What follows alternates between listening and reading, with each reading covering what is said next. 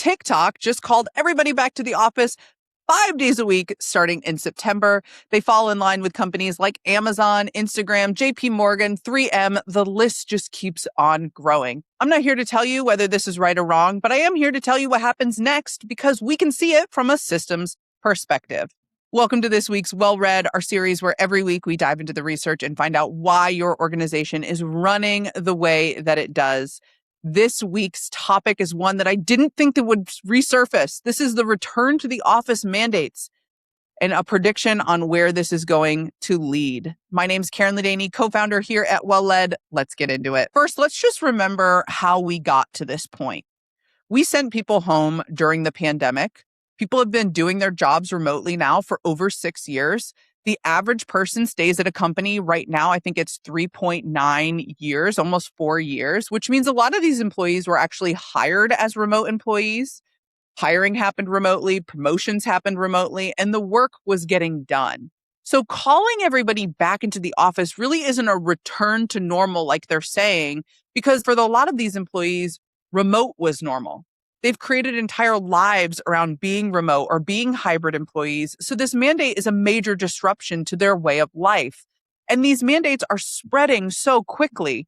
A year ago, only 11% of Fortune 100 companies required employees in the office 5 days a week. And now that is up over 54% and growing by the day. So why are they doing this?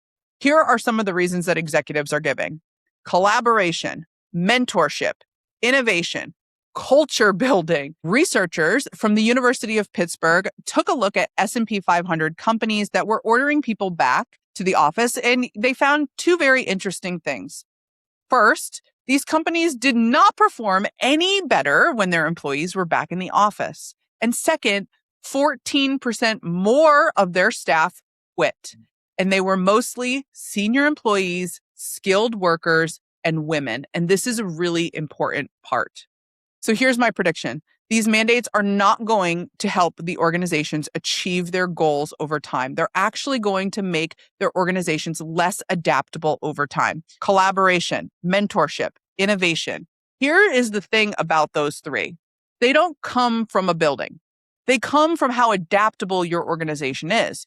And an organization's adaptability is based in three things. It's based in trust, learning, and risk-taking. Collaboration runs on trust. Mentorship runs on learning. Innovation, that runs on risk. The mandate impacts each of these negatively, which means it undermines the exact thing they're supposed to create. So let me break this down for you. For 6 years, people chose how they wanted to work and they delivered on their jobs. And this mandate takes away that choice, takes away that autonomy. And if that's not bad enough, it really does get worse because a mandate like this also tells people, we don't trust you. And when people don't feel trusted, then they stop giving extra effort. People don't share ideas or ask for help or work across teams when they don't trust people. Learning is going to go down because remember who quit after this mandate? It was senior employees. It was skilled workers, the people who carry the knowledge that everybody else learns from. But the mentors are the ones who are walking out the door. And when they leave, the knowledge leaves with them. Risk-taking is going to go down because people are only going to try new things when they feel safe, when trust is high. And nobody is going to take a chance at a company that just dropped a top-down authoritative policy forcing change on them. When people don't feel safe, they don't take risks. People are going to show up, they're going to put their heads down, and they're going to play it safe. So here's the tricky part.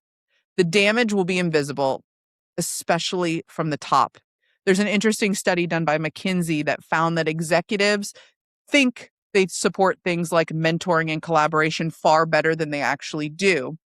So the people making the decision distorted skew of how things are actually going. The costs are invisible and they're going to take time to show up.